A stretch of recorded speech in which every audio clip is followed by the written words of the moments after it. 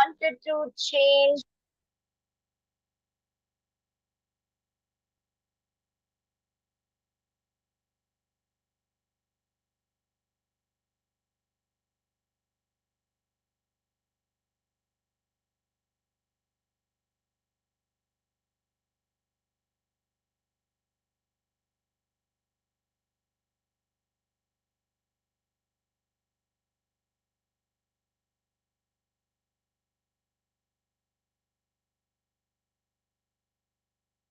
a better future, a more sustainable future.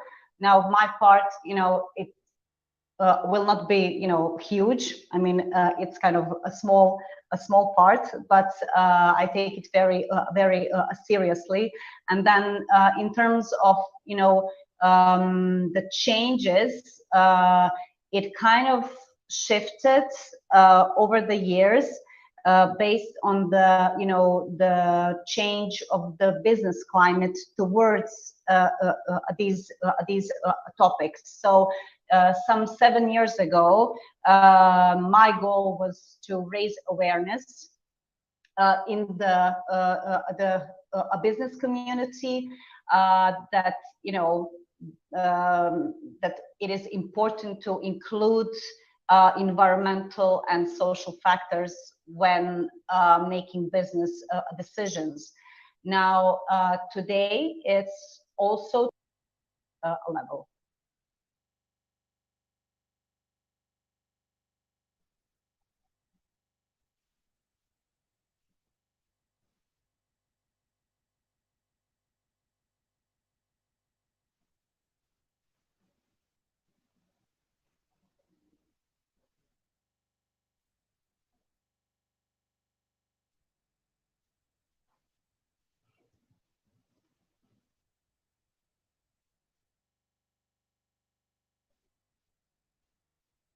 Okay.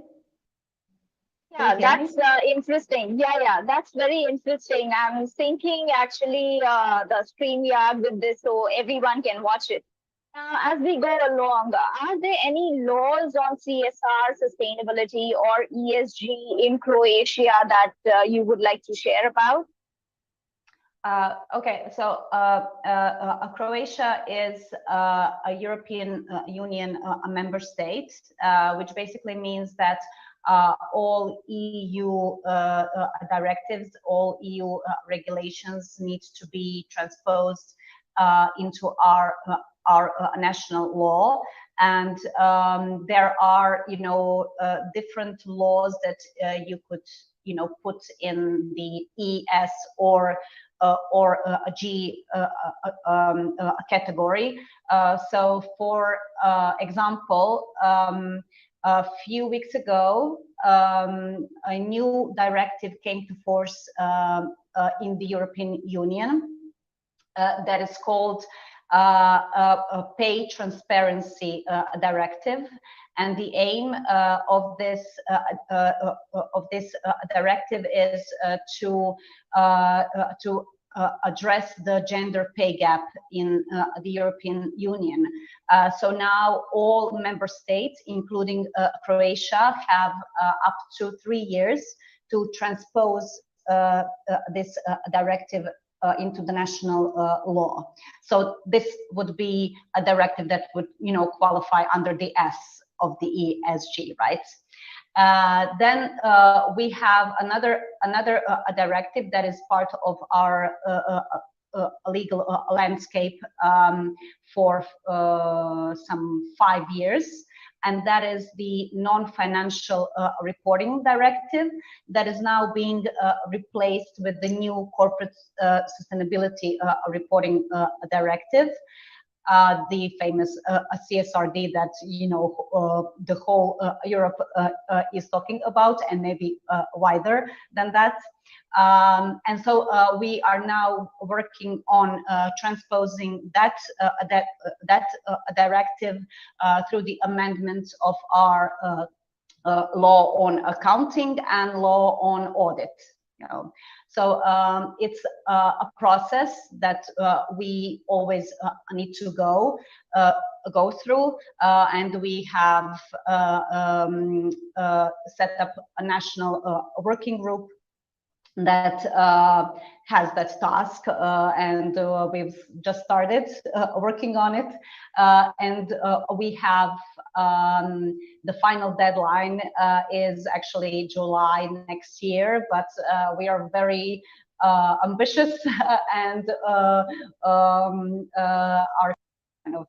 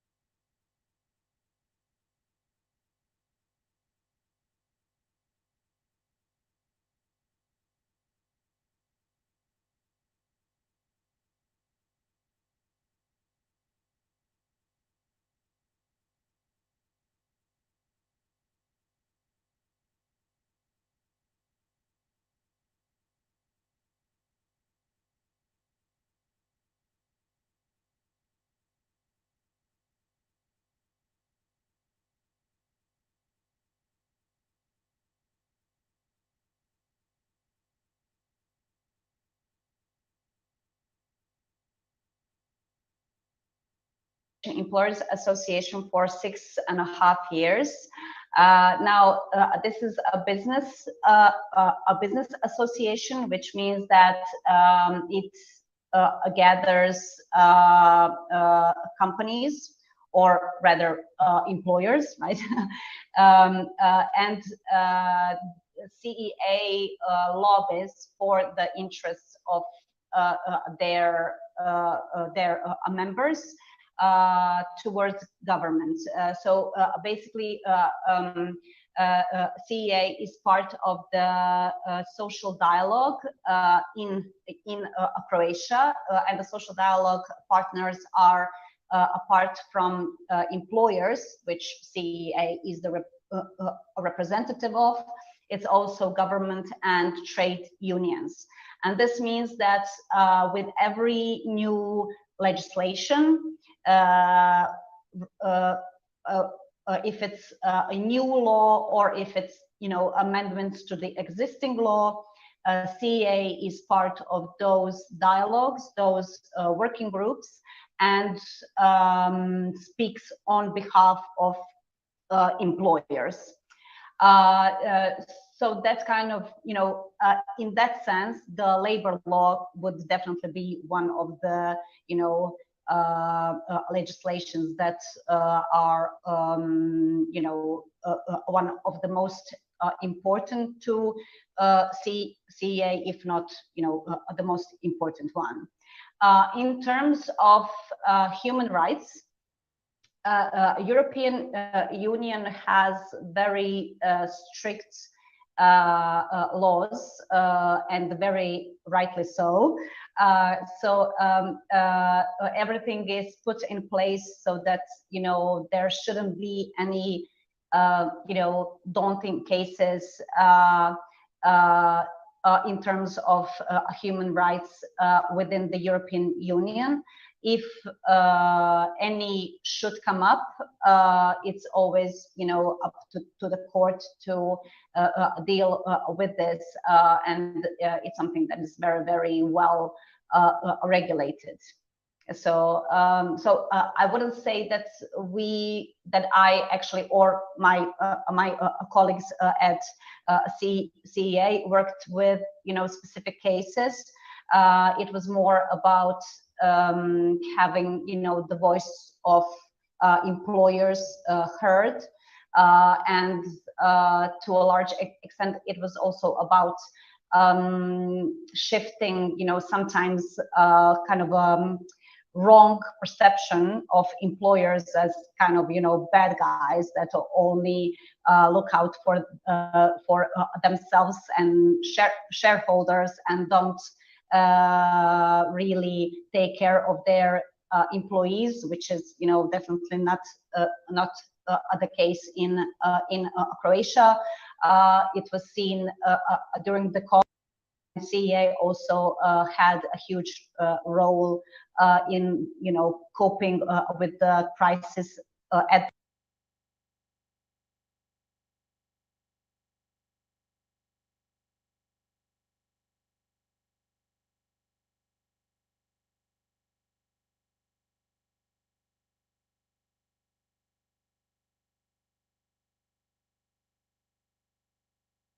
So that's extremely interesting. You would be you have also worked in United Nations at several positions. What are the changes you led during your tenure? Okay, so I worked with the United Nations Global Compact at several positions. So I the executive director of the local network in Croatia, and then I wanted to do more, so I got involved in different working groups on the global level, and also joined the United Nations Global Compact Expert Network. And so I did my best. I tried, to give my my kind of contribution to a development of certain programs and initiatives that would then be scaled down and implemented locally and regionally. And then I would also, locally or regionally be the one who would then implement them. And so some